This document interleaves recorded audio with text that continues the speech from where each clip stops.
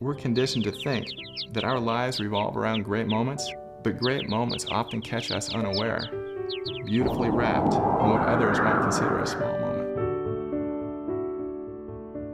When we got in the cab, she gave me an address, then asked, "Could you drive through downtown?"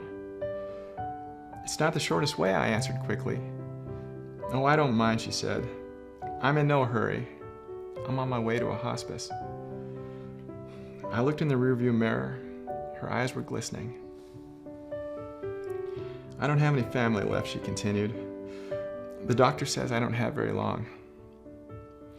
I quietly reached over and shut off the meter.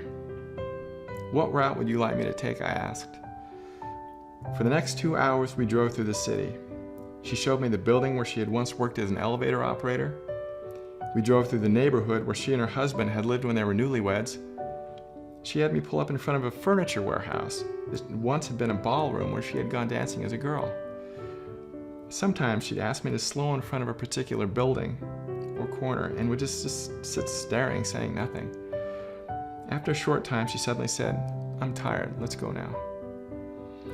We drove in silence to the address she had given me.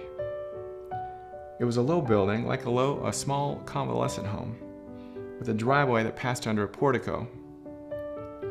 2 orderlies came out to the cab as soon as we pulled up. They were solicitous in intent, watching her every move. They must have been expecting her. I opened the trunk and took the small suitcase to the door. The woman was already seated in a wheelchair. "How much do I owe you?" she asked, reaching into her purse. "Nothing," I said. "You have to make a living," she answered. "There are other passengers." Almost without thinking, I bent and I gave her a hug. She held on to me tightly. "You gave an old woman a little moment of joy," she said. "Thank you." I squeezed her hand, then walked into the dim morning light.